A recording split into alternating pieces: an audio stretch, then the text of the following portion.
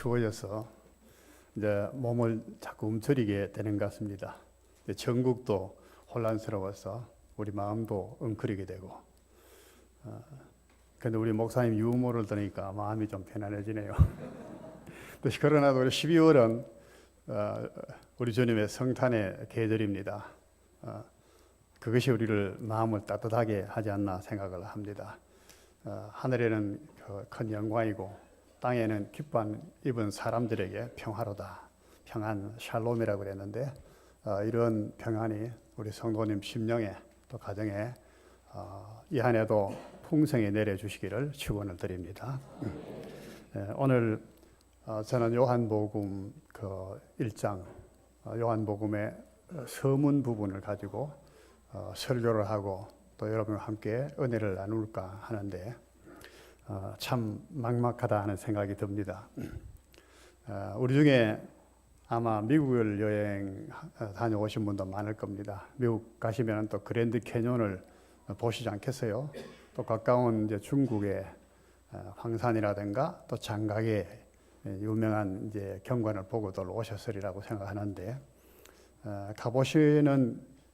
가보셨을 때 그런 이제 감동이 어떠시던가? 저는 보니까 참 그 장대하고 웅장함, 입이 떡 벌이더라고요. 뭐라고 표현을 할지. 그래서 황산이거든 갔을 때도 안개가 꽉 껴서요. 지대도 높고 그 바위며 또는 그 산세며 계곡이며 웅장하게 그럴 데 없습니다. 그래서 하는 탄식밖에 내게 없더라고. 좋다. 뭐 어떻게 구체적으로 표현해야 될지를 표현할 수 없이 그냥 좋다 그렇게. 요한복음이 오늘 읽은 서문 부분이 바로 그렇다고 생각이 듭니다. 아주 짧은 말씀인데 오늘 조금 1절에서 5절까지 읽고 9절에서 14절까지 읽어야 되는데 잘못해서 1절부터 4절까지 읽고 5절은 빼놨습니다. 5절까지 연결되고 그 다음에 9절부터 14절까지 연결이 되기 때문에 가운데 부분을 뺐습니다. 가운데 부분을 읽다 보면은 우리가 말씀을 연결하여 이해하는데 혼란이 올까 싶어서 뺀 것인데 이 말씀을 보면은 그래요. 뭐부터 이야기해야 될지. 여기 보시면은 우리는 어제 성경을 읽고 이러다 보니까 이제 어느 정도 만성이 돼서 못 느끼게 되는데 태초라는 말씀을 여러분이 아시나요? 우리 다 아시겠죠, 그죠? 그러나 깊이 묵상을 해보셨습니까? 태초. 아마 저 깊은 산에 가서 쏟아지는 하늘의 별들을 바라보면서 태초라는 말을 한번 묵상을 해보면, 명상을 해보면 그것이 뭐를 의미할 것이라고 하는 그냥 글로만 읽는 것하고는 다른 느낌으로 우리가 태초라는 것을 생각하게 될 것입니다. 말씀이 있으니라. 이 말씀이라는 것도 그렇잖아요. 말씀. 이 말이라고 하는 것은 사상과 뜻을 담은 인격자가 하는 소리예요. 그죠? 거기에는 인격자, 말하는 자가 있게 말이네요. 말하는 자가 없는데 말이 있을 수가 없습니다. 그렇죠? 그런데 말하는 자는 이야기하지 않고 말씀이 있다, 말이 있다, 입만 있었다는 얘기인가? 그런 뜻은 아니잖아요. 이해하기 참 어렵습니다. 그 다음에 이제 4절에 보니까 그 안에 생명이 있고, 생명. 우리는 물론 생물학적으로 생명에 대한 생각을 가질 겁니다. 호흡하고 움직이고 이런 것들이 생명이다. 그것이 과연 생명일까요? 이 생명은 사람들의 빛이라. 또 빛이라고 했어요. 이 빛은 무엇인가? 그러니 8장에 가면 참빛 그러죠. 9절에 가니까 참빛 곧 세상에 와서 각 사람에게 비추는 빛이 있나니. 여기도 참빛이라고 이야기했어요. 왜? 사람들이 빛이라고 할 때 일반적으로 생각하는 빛밖에 모르니까 그것과 다르다고 하는 의미에서 참빛이라는 말씀을 사용하고 있어요. 참빛. 자, 이런 것들 어느 하나라도 우리가 제대로 이해할 수 있는 뜻을 이해할 수 있는 그런 말씀이 있나요? 이런 것을 생각하면서 설교자인 저도 무엇을 어떻게 설교를 해야 될까? 제한된 시간 안에서 참 막막하게 느껴진다 그 말이에요. 우리 듣는 이들도 그럴 것이에요.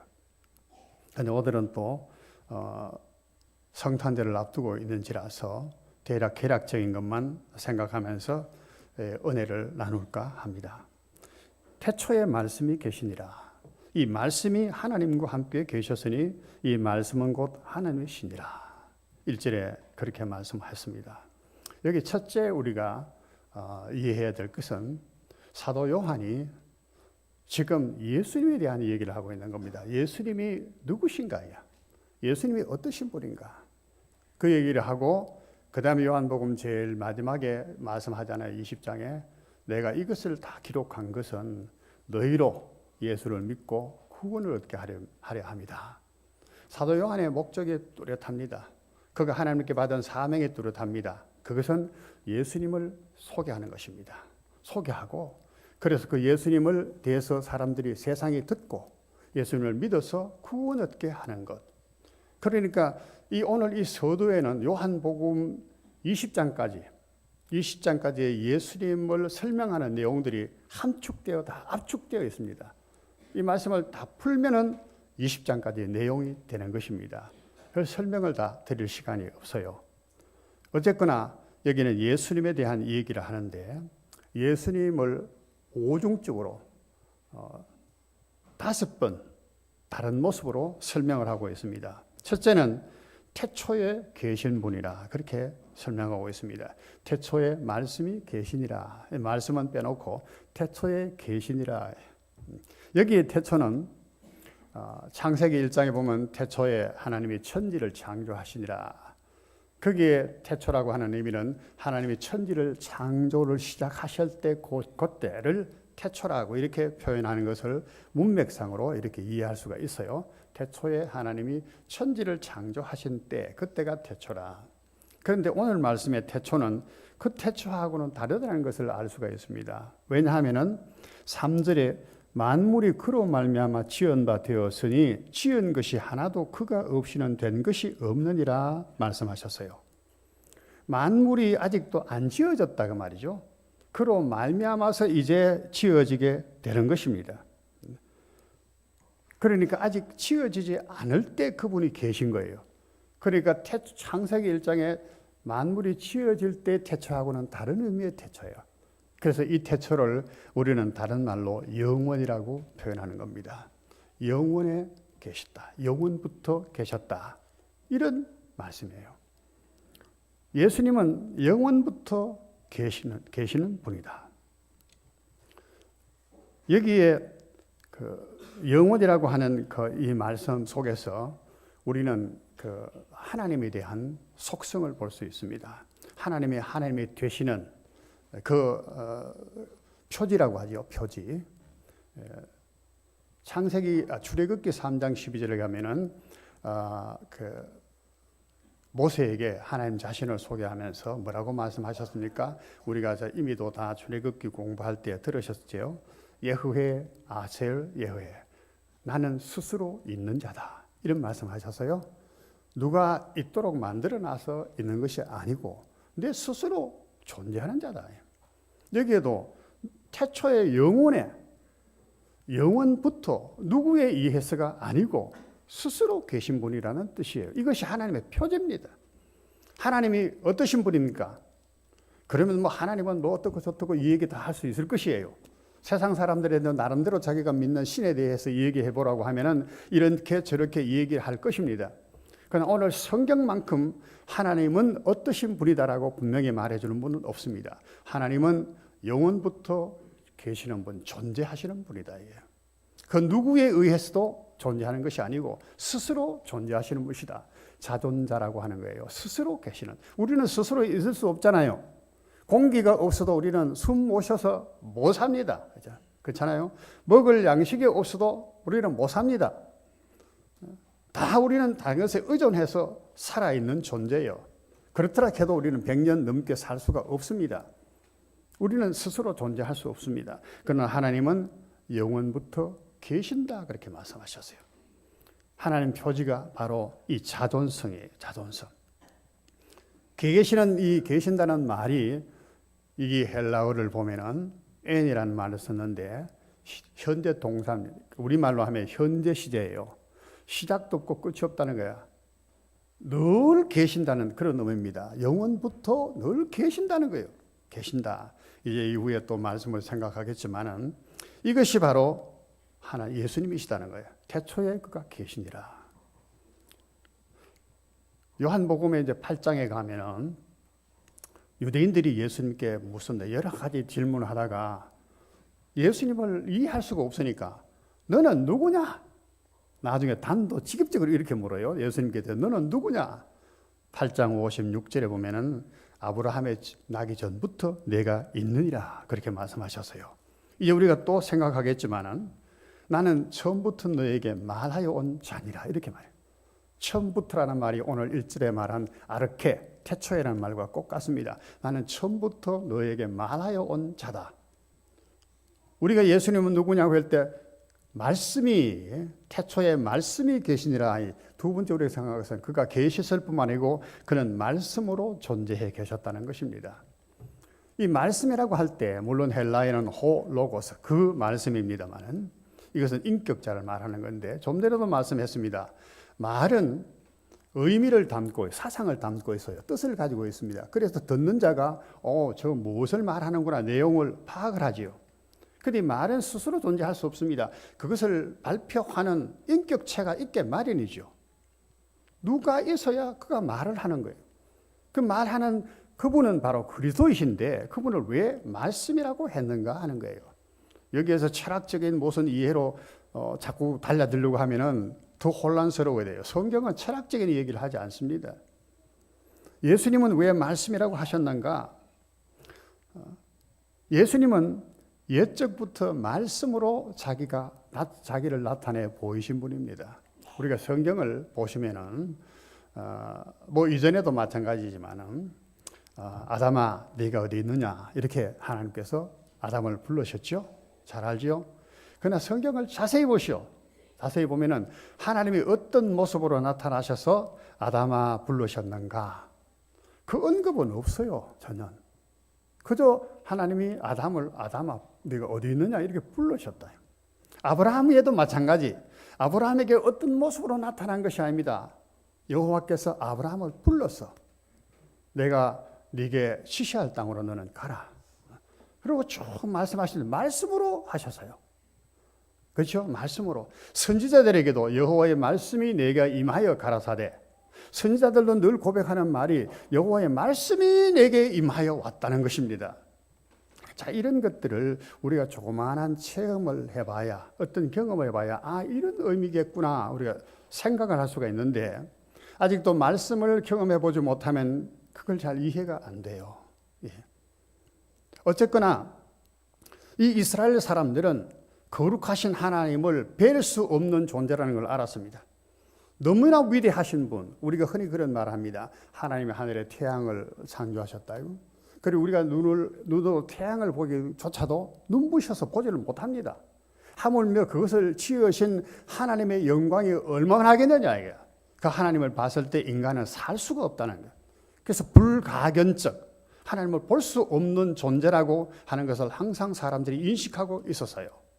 시내산에서 하나님이 나타나셨을 때에 그게 모양 자체가 진동하고 구름이 덮이고 번개가 번쩍이고 이스라엘 백성이 두려워서 모세를 내세우면서 당신이 가서 하나님께 말씀을 전해달라고. 말씀만 전해주면 우리가 듣겠다. 그렇게 이야기했잖아요. 왜? 하나님의 모습을 배울 수가 없어. 두려워서. 하나님은 늘 그렇게 해서 말씀으로 자신을 나타내 보여주셨습니다.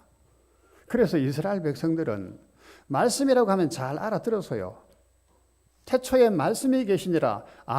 태초부터 우리 아담에게, 아브라함에게, 조상들에게, 모세에게 하시던 그 말씀이 바로 그분, 하나님. 이렇게 인식하는 거예요.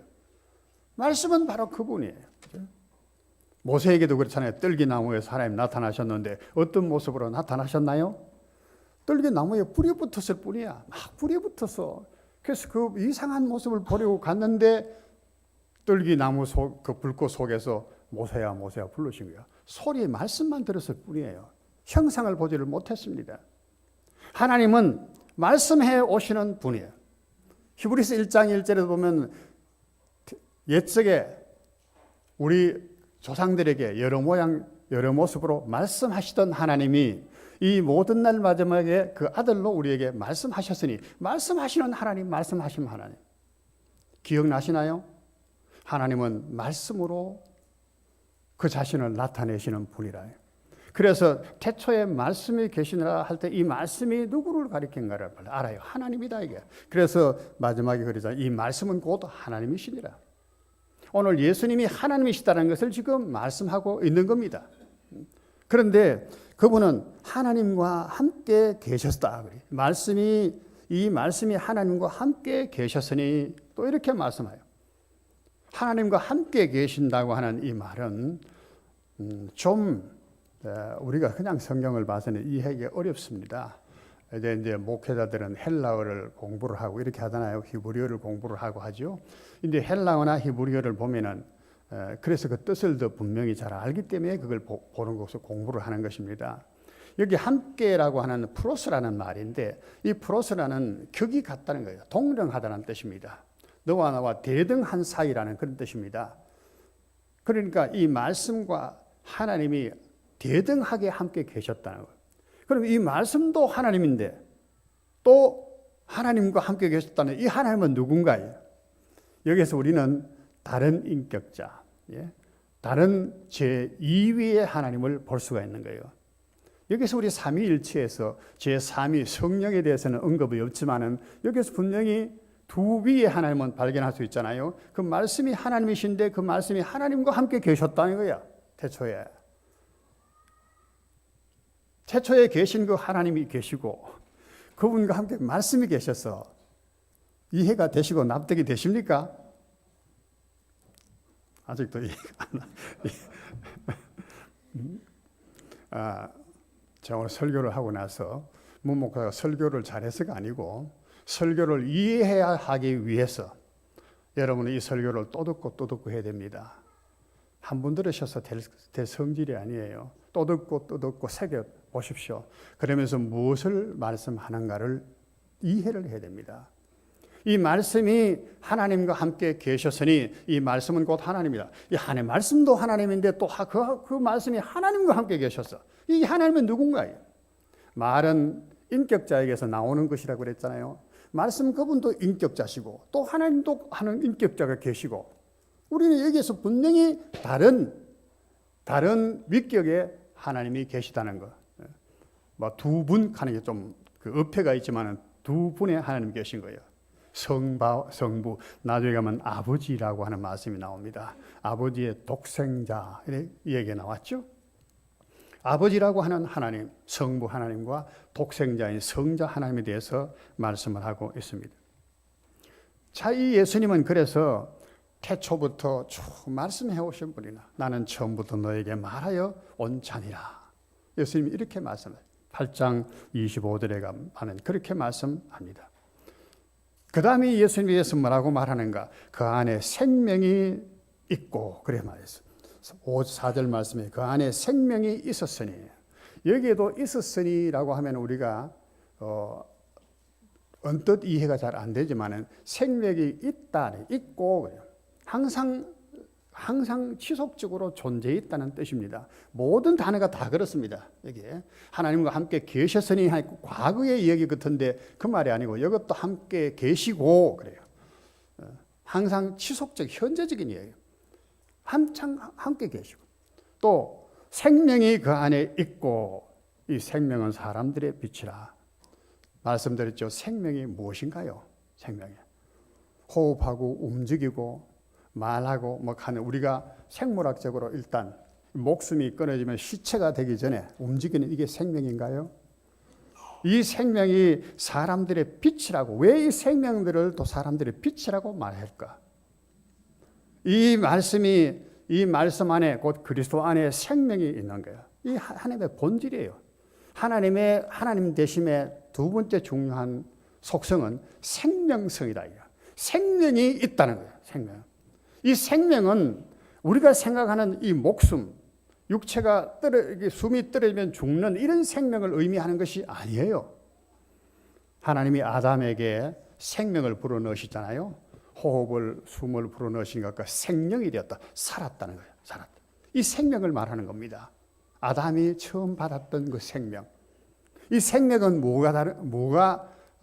어떤 특성이 있는가? 오늘 사람들의 빛이라는 표현을 쓰고 있어. 빛은 우리가 성경에서 많은 얘기를 하는데 밝음, 기쁨, 즐거움 이런 것들을 얘기하는가 하면 철학적으로는 또 이성이라는 표현도 해요. 쉽게 말하면 하나님의 아담을 만들으셨을 때 보시기에 좋았다 이게 좋았다. 좋았다. 뭐가 좋다는 얘기입니다. 그러니까 하나님을 닮은 보다 하나님이 가지시고 있는 그런 선, 지정의 인격적인 것인데 선, 착한 것, 아름다운 것, 미, 진, 참된 것 이런 것들이 사람들의 생명 속에 있는 거예요. 만약에 우리에게 있어서 진정한 참된 것, 또 진실된 것, 선한 것 이런 것들이 없으면 그건 죽은 생명이에요. 9절에 가면 참빛이라고 말했잖아요. 사람들의 빛이라고 했는데 이제는 참빛이라고 했어요. 왜냐하면 이 빛이 어둠에 비치게 되죠. 5절에 어둠에 비치니 어둠이 깨닫지 못하더라. 어둠이라는 것은 뭔가요? 이 세상이 어둡다는 얘기입니다. 이 세상이 어둡다는 말이지만은 이 세상을 얘기하려고 하는 건 아닙니다. 세상에 사는 사람들이 어두워졌다는 거예요. 하나님의 생명이 사람들의 빛인데 이 빛이 이미 어두워져 버렸어요. 어떤 연고로? 범죄했기 때문에. 그것이 여기 생략됐습니다. 5절 사이에 4절과 5절 사이에 그게 생략된 거예요. 이 빛이 참빛이 하나님께서 이 안에 속에 있던 생명 그것이 참빛인데 이 참빛이 사람들의 빛이었는데 사람들이 죄를 범함으로 말미암아 아담이 죄를 범함으로 말미암아 이 빛이 어두워져 버렸어. 어둠이 되어 버렸어. 우리는 그래서 이성도 어둡지요. 우리의 감정도 어둡지요. 의지도 어둡지요. 그래서 생각하는 것도 악한 거 생각하고 행동하는 것도 악한 거 생각하고 행동하고 우리가 행하는 좋아하는 것도 전부 다 악한 것이야. 하나님 보실 때 선한 것이 없는 거예요. 왜 그렇습니까? 우리에게 하나님께서 사람들의 빛으로 주신 이 빛이 어두워져 버려 죄로 말미암아. 그래서 예수님은 이 참빛이라는 설명을 합니다. 참빛, 곧 세상에 와서 각 사람에게 비추는 빛이 있었나니. 예수님은 참빛으로 이제 참빛으로서 세상에 다시 오신다는 것. 자, 여기에 우리가 성탄의 의미가 여기에 우리 발견할 수가 있습니다. 참빛으로 오신다는 거야. 참 이런 질문을 하게 돼요. 예수님이 영원부터 계시니라 꼭 말씀하셨는데 그는 하나님이시라고 말씀하셨는데 하나님이 어느 곳에 아니 계신 곳이 있는가요? 안 계신 때가 어떤 때가 있었는가? 이런 질문을 해볼 수 있습니다. 하나님이 세상에 오셨다니 하나님은 그러면 세상에 그동안 어디 계시다가 오셨는가? 그런 의문을 품어보신 적이 있습니까? 하나님은 하나님의 성품 중에서는 무한성이에요. 여기 영원부터 스스로 계신 분입니다. 시작도 없고 끝도 없는 분이에요. 그렇잖아요. 그 안에는 생명 곧 빛이라고 표현할 수 있는 그런 본성이 있어요. 빛이 안 비치는 곳이 없습니다.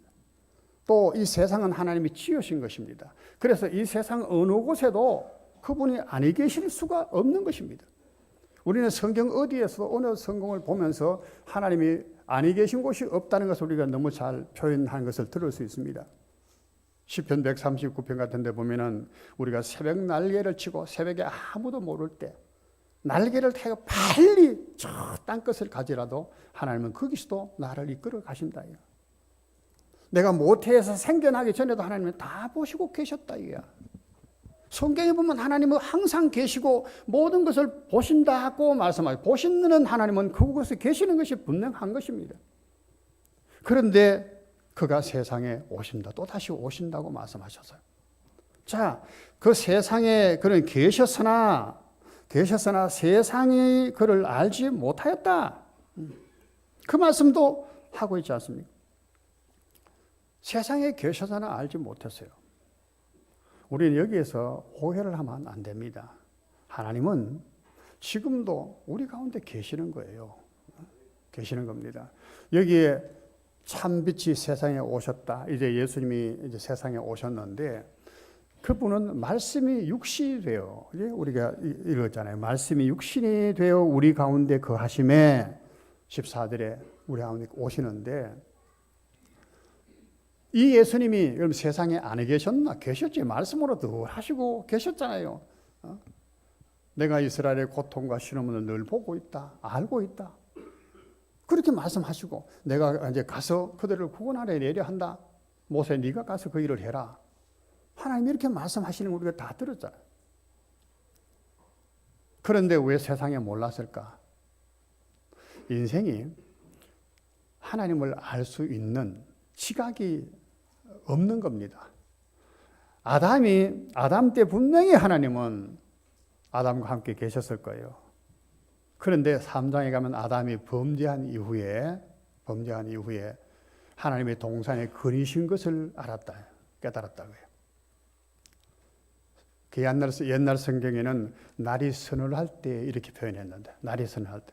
요즘 성경에는 그날 바람이 불 때 이렇게 했어요.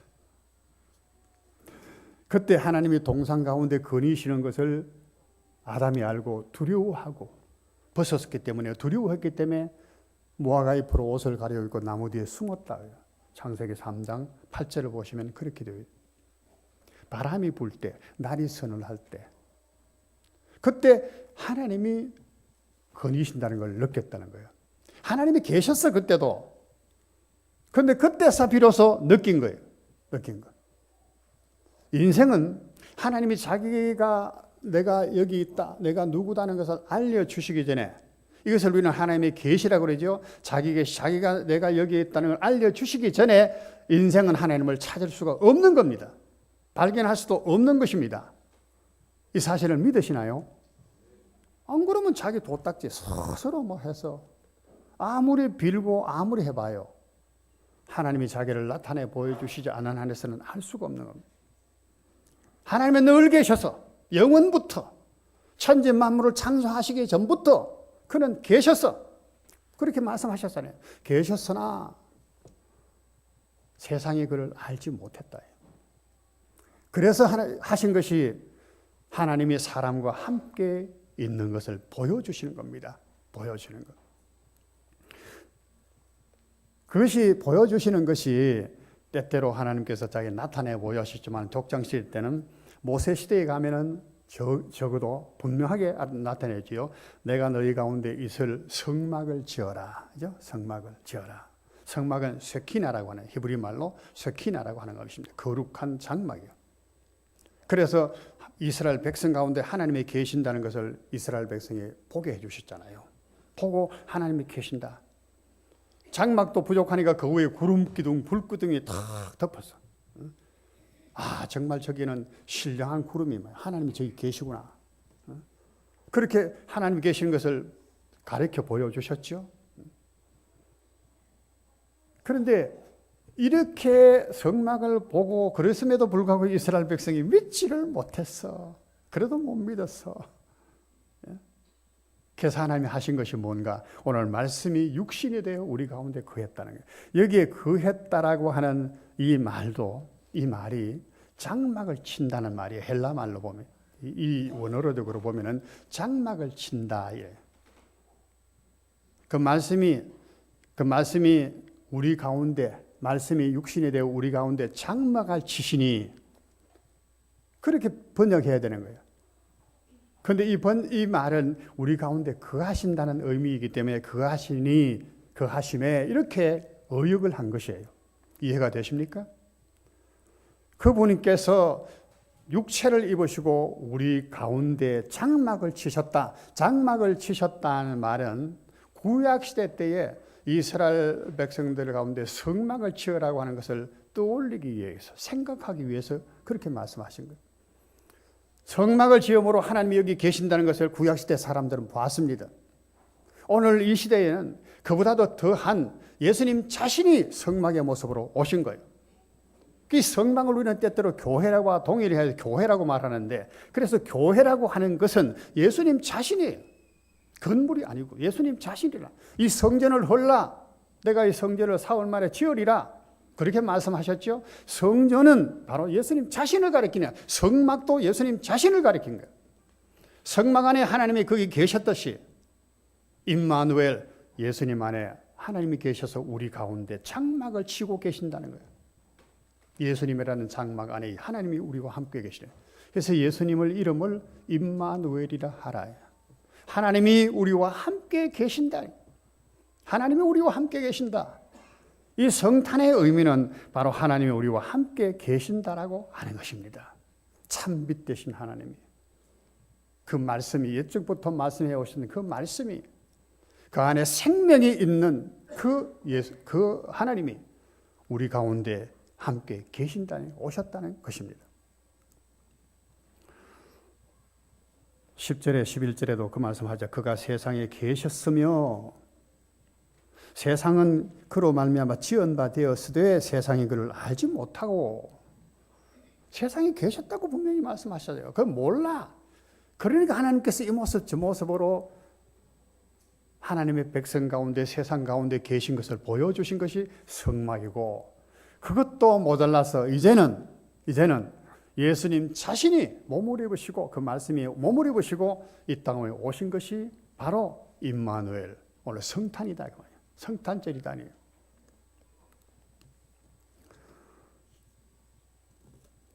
그러므로 이 성탄절은 다른 말로 하면은 하나님이 이 세상에 오신 것이에요. 빛으로 오신 것입니다. 우리가 그의 영광을 보니 은혜와 진리가 충만하더라. 14절에 그렇게 말씀합니다. 우리가 그의 영광을 보니, 여기는 물론 증거하는 사도 요한 가리키는 것이죠. 요한과 선지자들을 가리키는데, 우리가 그 영광을 보니, 그 영광 무슨 영광입니까? 예수님을 봤다는 거예요. 예수님.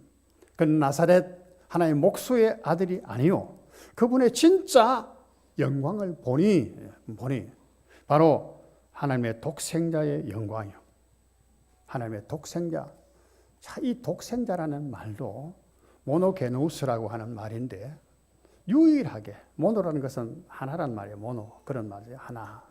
유일하다는, 유일한 출생자라는, 유일한 혈통이라는 뜻입니다.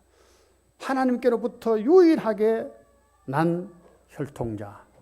그래서 독생자라고 했는데, 나는 이 독생자를 예전에 잘 이해를 못해서 외동아들 뭐 이런 식으로 이해를 했어요. 또는 그 여러 아들 중에 여러 여형제도 있는데 독자, 이런 식으로 생각했었어요. 그런 것이 아니고 전혀 성질이 다른, 예수님이 하나님의 아들이라고 불리는 것은 우리가 하나님의 아들이라고 불리는 것하고는 다른 것입니다. 어떤 분이 그렇게 얘기했다고 하는 거 아니에요. 자기 아버지를 전도를 해가지고, 아버지 하나님 앞에 이렇게 기도하십시오. 하나님 아버지 이렇게 기도하십시오. 그러니까 그 아들이 또 하나님 아버지 그렇게 기도하거든. 그럼 나는 하나님 왜 불러야 되노? 네가 아버지 부르면 나는 형님 그렇게 불러야 되나? 이거 하더래. 그건 왜 그렇습니까? 우리가 하나님의 아들이라고 하는 거하고 예수님이 하나님의 아들이라고 하는 아들이라고 하니까 같은 걸로 생각해요. 그렇지 않은 거예요. 우리는 참 아들, 모노게노스, 하나님께로 유일하게 독특하게 출생하신 예수님에게 지음받은 사람이에요. 우리는 예수님으로 말미암아 우리는 하나님께 입양된 아들일 뿐이에요. 예수님은 참 아들이세요. 그래서 예수님의 그 영광을 보니 독생자의 영광이더라요. 아까도 말했습니다. 태초에 말씀이었고 그분은 그 안에 생명이 계셨고, 요한 1서에 가면은 그 말씀이 나옵니다. 요한 1서 1절 2절의 말씀에 보면은 태초에 있는 말씀에 대한 생명의 말씀에 관하여. 자, 여기에는 말씀이라고 했는데 요한일서에 가면 생명의 말씀에 관하여는 우리가 들은 바요, 눈으로 본 바요, 자세히 보고 우리 손으로 만진 바라. 여기 들은 바요.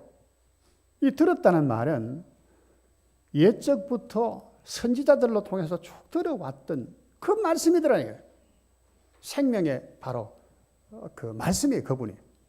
눈으로 그래서 봐서 그분을 몸에 말씀이 육신에 되어 우리 가운데 그한 그분을 눈으로 봤어. 그리고 그분을 손으로 만져도 보고 경험도 해보고 그래서 우리가 이거 본 바 들은 바를 너희에게 전한다. 2절에도 이 생명이 나타나신 바 된지라. 이 생명을 우리가 보고 또 정하여 너희에게 전하는. 여기 계속해서 2절 보면 본다 듣는다 이런 얘기를 해요. 확실한 경험, 체험을 말하는 겁니다. 사도는 이 하나님의 영광을 예수 그리스도 안에서 본 것입니다. 독생자의 영광을 봤어요. 그리고 전한다고 말씀해요. 그런데 이 예수님이 그 영광이래, 독생자의 영광을, 하나님의 독생자의 영광이라고 하는데 그 영광이 그럼 뭔가? 우리 영광 말합니다. 성경에 보면 이런 말이 있습니다. 풀의 영광도 있고 달의 영광도 있고 꽃의 영광도 있다. 이런, 그래서 영광이라는 의미를 우리가 조금 파악할 수 있습니다. 풀은 풀대로의 그 아름다움이죠. 꽃은 꽃대로의 아름다움이죠. 그죠? 그게 그 영광이야. 풀은 풀의 아름다운 그 영광. 또 꽃은 꽃들로서의 아름다운 그것이 그 영광이야. 하나님의 영광은 하나님다우신 뭐가인 거예요? 아까 말했잖아요. 생명성.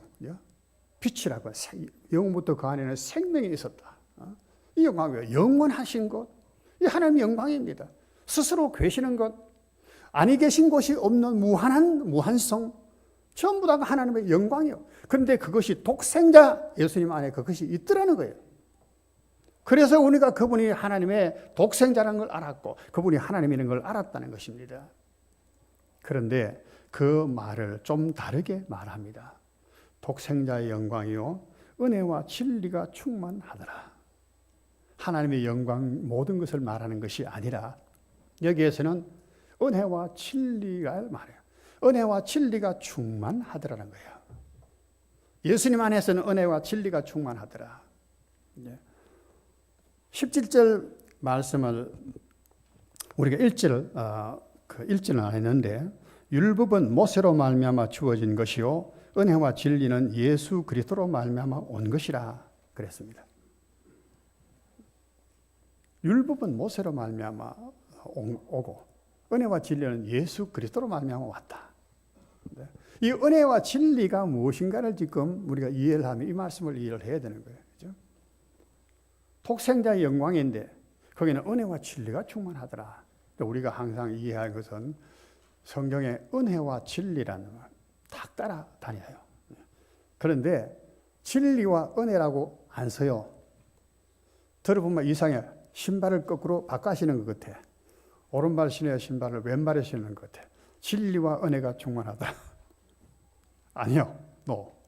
항상 은혜와 진리. 이게 딱 맞는 신발이야. 은혜가 앞서가는 거예요. 하나님 안에는 진리가 있습니다. 그죠? 진리가요. 자, 이것을 이제 모세로 말미암아 주어진 율법이 진리 아닙니까? 진리예요. 그런데 이 율법이 사람을 죽이는 것으로 오해해서 그 때문에 얼마나 많은 사람이 율법에 눌려 살았는지 몰라. 율법대로 살아야 된다. 그야말로 율법이라 사람을 얽어매는 율법이야. 우리가 오늘도 뭐 신앙생활 잘해야 된다. 교회 출석을 빠지면 안 된다. 뭐 헌금을 11조를 해야 된다. 이게 눌리면은 이것은 잘못된 것이에요. 이건 율법이에요. 모세를 통해서 율법이 주어졌어, 하나님이. 왜 그랬습니까? 이 율법으로 말미암아 우리는 죄인이구나. 하나님의 이 율법대로 살 수가 없구나. 이래서는 우리가 하나님의 구원을 얻을 수가 없구나. 생명을 얻을 수가 없구나. 절망하게 돼요. 그러면 이 절망하는 인생이 하나님을 바라보면서 구원을 갈구하게 된다는 거예요. 은혜를 갈구하도록 하나님이 율법을 주셨다고 신약 성경에 그렇게 설명을 하거든요. 율법이 이렇게 어떻게 보면 하나님이 그런 뜻으로 주신 것은 아니지만은 그렇게 돼버린 거예요. 죄가 기회를 타서 이 율법이 사망의 율법으로 만들어진 거예요. 만들어버린 거예요. 그런데 하나님의 본 뜻은 그것이 아니라 살인하지 말라, 간음하지 말라, 도적질하지 말라, 전부 다 우리를 얽어매는 것으로 생각하면 큰 오산이에요. 거기는 하나님이 나의 생명을 지켜주시기 위한 하나님의 사랑이 거기에 있는 겁니다. 살인하지 말라 이게. 내 생명을 지켜주려고 하신 말씀이에요. 도적질하지 마라. 내 재산을 하나님이 지켜주시고 보호해 주시기 위해서 주신 계명이에요. 그런데 그걸 오해를 한 거야. 왜? 구약은 다 하나의 그림자이기 때문에 그래요. 모형이기 때문에. 그러나 모세를 통해서 주어졌지만은 은혜와 진리는 예수 그리스도로 말미암아 온 것이라. 예수님 자신이 은혜와 진리예요. 그분이 오셔서 그분은 그림자가 아니고 실체야. 그분께서 비로소 말씀해 주시잖아요. 율법을 설명해 주잖아요. 율법을. 그러면서 그분은 세상에 비친 것을 나타내 보여주신 것입니다. 예수님은 진리이면서도 진리를 무시하지 않아요. 모세의 율법을 어그러뜨린다. 유대인들이 그렇게 비난했지만 모세의 율법을 어그러뜨린 것이 아니었습니다. 요새의 율법을 밝혀주시고 완성시켜야 하셨다. 그래요. 완성. 그것이 은혜예요. 율법에서 은혜가 없으면 그건 말씀이 아니고 진리가 안 되는 거예요. 진리와 은혜가 함께 있어야 됩니다. 진리라고 하고 은혜가 없으면 그건 진리가 안 되는 겁니다. 은혜라고 하고 진리가 없으면 그것도 은혜가 아니에요. 이게 참 어렵죠. 우리가 진리라고 어려운 공의라고 해요. 공의. 공의와 사랑. 그렇게 표현해도 됩니다. 공의와 사랑. 법대로 딱 하는 것이 공의예요. 사랑은 그럼에도 용서해 주는 거예요. 덮어주는 겁니다. 이 두 가지가 함께 있는 거예요. 은혜와 진리가 충만해 예수님에는. 우리 사람들은 그게 이해 잘 안 되는 거예요. 조화가 안 되는 거예요. 법을 세우려고 하면 사랑을 꺾어야 될 때가 많아. 사랑을 하려고 하면 법을 무시해야 될 때가 많아. 그러나 하나님은 그것을 원해요. 하나님은 그것이 아니에요. 은혜와 진리가 풍성해요.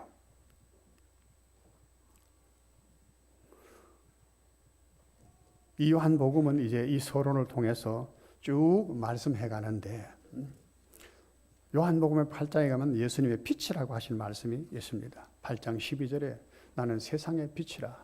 나를 따르는 자는 생명의 빛을 얻으리라. 그런데 이 말씀을 어떤 배경에서 했느냐 하면은 가늠하다가 잡힌 여인이 있었습니다. 그 서기관들, 이 바리새인들 이런 사람들이 가늠하던 여인을 잡았어요. 예수님께 끌고 왔습니다. 모세의 율법에는 이런 여자를 돌로 쳐 죽이라고 했는데 당신은 뭐라고 말할 것입니까? 이렇게 물었습니다. 이 말씀 끝에 내가 세상의 빛이다. 나는 세상의 빛이다. 이런 말씀을 하셨거든요. 예수님이 세상의 빛을 우리가 이해하려고 하면은 예수님께서 이 여자와 더불어서 행하신 그 이야기를 이해를 하지 않으면 그것이 무엇인지 난 몰라요. 예수님이 그렇게 말씀하셨어요. 너희 중에 죄 없는 자가 먼저 돌을 들어서 그 여자를 쳐 죽여라. 모세 율법에는 그렇게 말했으니까 간음하는 사람은 돌을 들어서 쳐 죽여야 돼. 오늘도 마찬가지입니다. 율법적으로 보면은 우리 공의를 따라 법적으로 보면은 가늠하면 쳐 죽여야 되는 겁니다. 하나님 앞에 저주받는 것입니다. 오늘은 은혜의 시대니까 뭐 그렇게 괜찮아. 가늠해도 괜찮고 뭐 성적인 죄를 범해도 돼. 동성연애도 괜찮고. 요즘 하여튼 정신없는 사람들이 이런 사람들이 서울시장을 지낸다니까 시민들이 참 불쌍해. 소경이 송경이 이끄니까 어떻게 될런지요. 그런 사람을 또 뽑은 사람도 똑같으니까 똑같은 저주를 받는 거예요. 그 시대는 그 시대고 그 말씀은 그런 말씀이 아니잖아. 아니야. 그 여자를 죽이지 말라 예수님 말씀하시지 않았어요. 너희 중에 죄 없는 자가 먼저 돌을 들어서 여자를 치라 이거야. 그러고는 엎드려서 이 땅에 그를 일에 서고 계셨어. 그 성경을 보니까 아이들부터 어른들까지 하나씩 하나씩 다 가버렸어. 다 가버려. 예수님이 여자에게 물었어요. 여자여, 너를 정죄하는 자가 있느냐? 여자가 없나이다. 나도 너를 정죄하노니 가서 다시 죄를 짓지 말라. 그러고는 12절에 나는 세상의 빛이니 이렇게 말씀하셔요. 태초에 계시던 빛, 사람의 생명이라고 말하는 그 빛. 오늘 여기 온 사람들 보십시오. 오늘 우리 사회 현상에도 참 이거 좀 봐요. 그죠? 예수님께 이 여자를 잡아온 사람들, 뭐 서기관들, 뭐 바리새인들, 뭐 그렇게 했다고, 뭐 그 사람들만 그런 건 아니겠죠. 그들의 목적은 사실은 내세운 것은 이렇게 도덕적인 불길의 죄를 지은 사람을 돌로 쳐 죽여서 이러한 악행이 이 땅에 뿌리를 내리지 않도록 해야 됩니다. 도덕과 윤리를 세워야 됩니다. 얼마나 좋은 미명입니까? 그죠? 딱 뭐 말이 되죠. 하나의 요건이 되죠. 도덕과 윤리를 더럽힌 여자다. 이 쳐 죽여야 됩니다. 성경의 말씀처럼, 율법의 말씀처럼 쳐 죽이고 법을 세워야 됩니다. 그러면서 이제 자기들은 의로운 척. 그죠? 아, 우리는 의를 위해서 이렇게 분노한다. 그렇게 왔잖아요. 그런데 실상 그 사람들의 마음속에는 어떻습니까? 어떻게 하면 예수님을 지금 시험에 걸어서 예수님을 이제 죽이는 뒷글을 잡을까? 그거거든요. 그들의 의도는 딴 데 있었습니다. 그런데 거기에 지금 희생양으로 이 여자를 딱 잡은 거예요. 여자 물론 죄지었습니다. 얼마나 수치스럽겠습니까? 무사람들한테 지금 끌려와서 가나안의 현장에서 수치스러워. 그의 무슨 남편이 있는지 뭐 누가 뭐 자식이 있는지 부모가 있는지 모르지만은 함께 그야말로 수치스러운 거예요. 수치도 수치지만은 두렵고 떨리는 거예요. 지금 돌을 쳐 죽여 죽느냐 사느냐 하는 생명의 경각에 달려요. 아마 오돌오돌오돌 떨었을 거예요. 그런데 그 여인의 불쌍한 그런 심정, 두려워하는 마음, 그런 것은 아랑곳하지 않습니다. 아랑곳하지. 그랬겠습니까? 이 사람들이. 자기들이 지금 의를 세운다는 것에만 열을 올리는 거야. 자기들이 옳다는 거.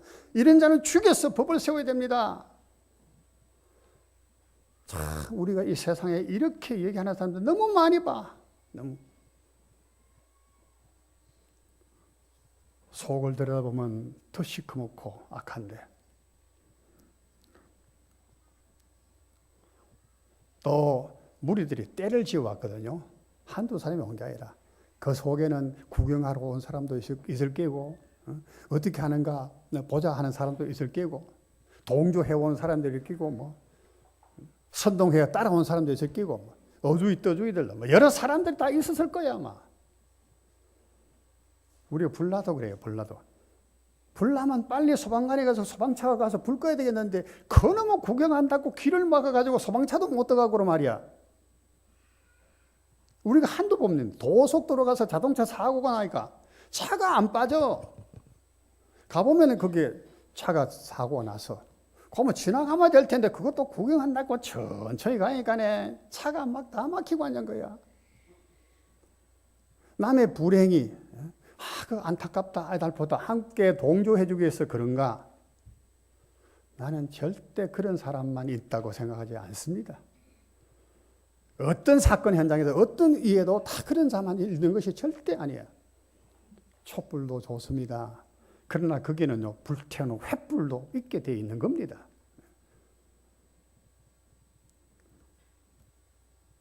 그러면서 이 여인을 쳐 죽이려고 합니다. 예수님의 역할이 뭡니까? 그러고는 나는 세상의 빛이라고 해서. 예수님이 어떻게 빛이신 것인가요?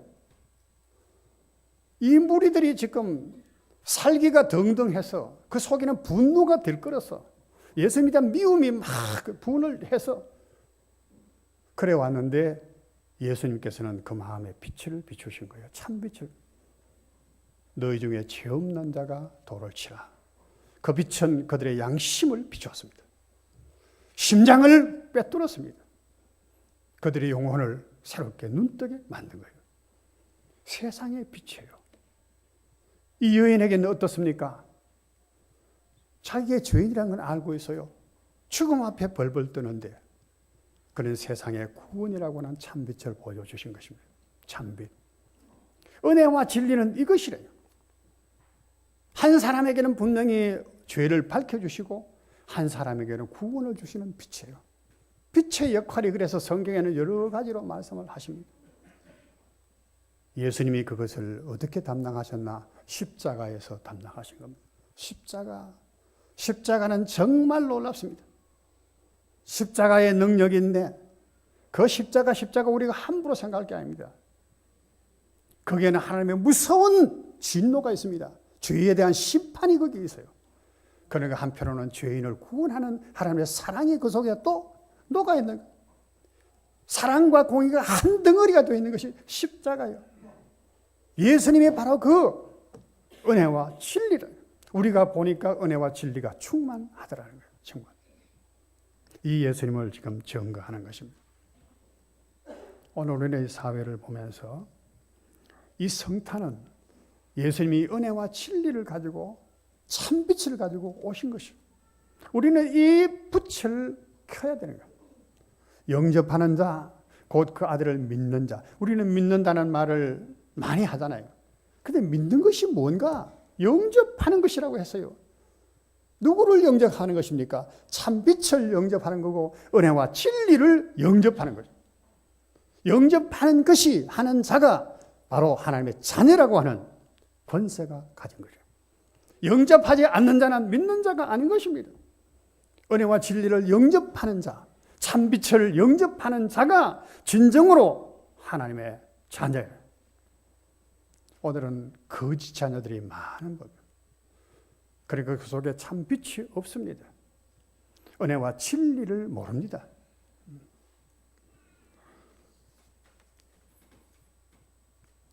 목사들도 시국에 나서서 막 야단하고,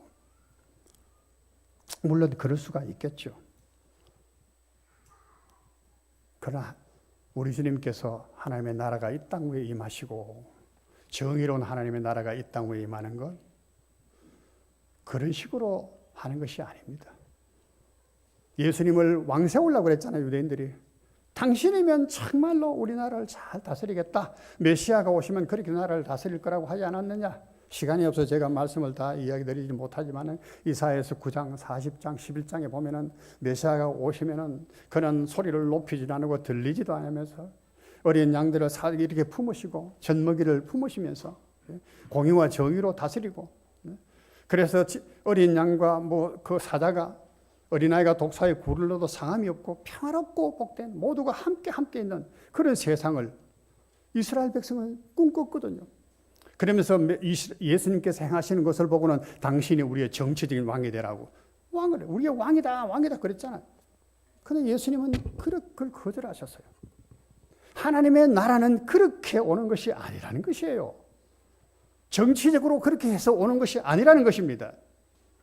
오늘 삐뚤어진 인간, 사람, 거기에 참 생명을 불어넣어 주심으로 인간이 변화될 때에 비로소 세상이 바뀌는 겁니다.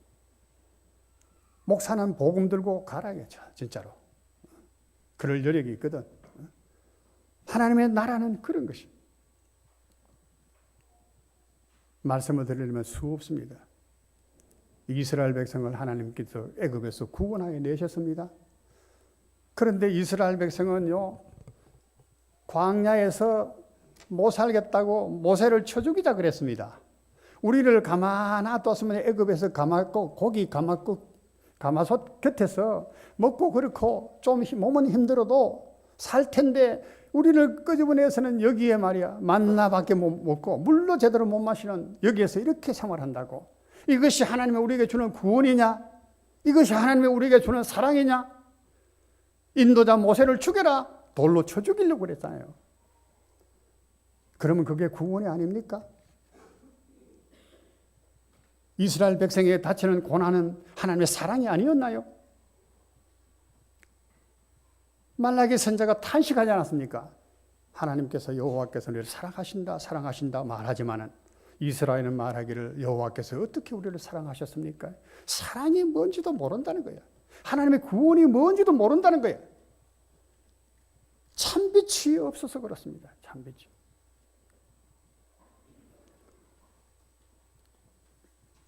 수많은 기독교 역사성에 보면 수많은 사람이 순교를 당했습니다. 하나님이 그 사람들을 사랑하지 않아서 그랬습니까? 왜 그러셨습니까? 순교를 당하게 하셨습니까?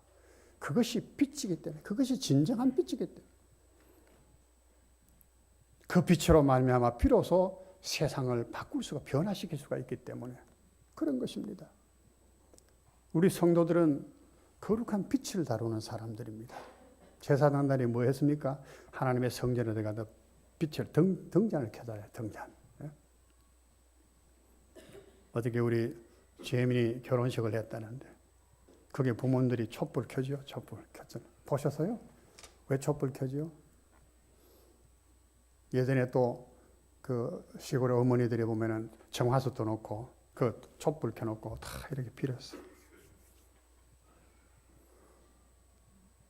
우리 구약시대 때 제사장들로 하나님의 성전에 가서 촛불을 아니고 등잔불을 켰어요.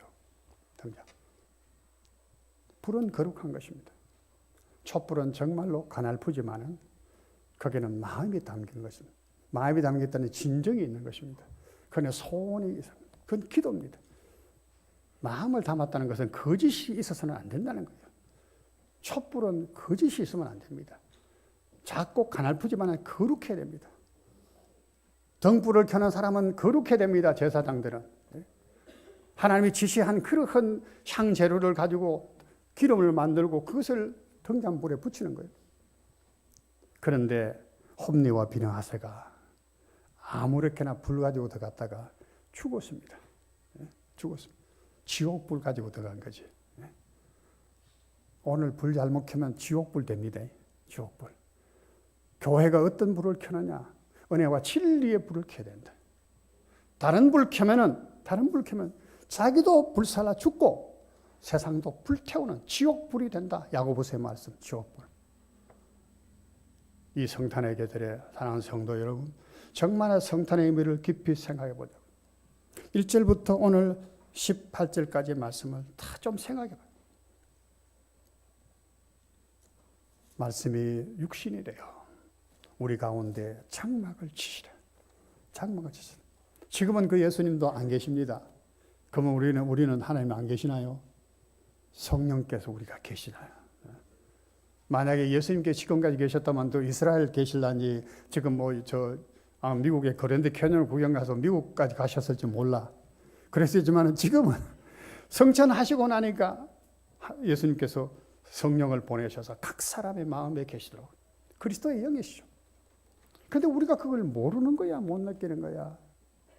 의식하지 못하는 거야. 우리 속에 그리스도의 빛이 있음을 오늘 다시 한번 확인하시기를 축원합니다. 그리고 그 빛을 이 어두운 세상에 켤 수 있는 우리 사랑하는 성도들 되기를 축원을 드립니다. 기도하겠습니다. 하나님 아버지, 너무 감사합니다. 태초부터 그 하나님은 우리 죄인된 인생을 이렇게 생각하시고 여러 모습으로 자기를 나타내시고 성막을 통해서 거기 계신다는 것을 가르치셨지만 그 백성의 어두움에 깨닫지를 못했어. 우리 주님이 몸을 입으시고 이 땅에 오셨습니다. 우리는 그 성탄을 다시 한번 맞습니다. 세상은 점점 어두워져 가고 악한 사단은 자기 때가 얼마 남지 않은 줄 알고 할 수만 있으면 믿는 자들도 유혹하려고 한다고 했습니다. 요한계시록에는 하늘의 별들까지 3분의 1이 떨어지는 어둠의 세상이 된다고 예언하셨는데 주여 우리가 참빛을 다시 환히 밝혀주시기를 원합니다. 그래서 그 빛을 내 속에만 아니고 내 가정 속에 켤 수 있게 하시고 이 사회에 켜서 비추어 바르게 인도할 수 있도록 우리를 붙들어 사용해 주시옵소서. 예수님 이름으로 감사드리며 기도하옵나이다. 아멘.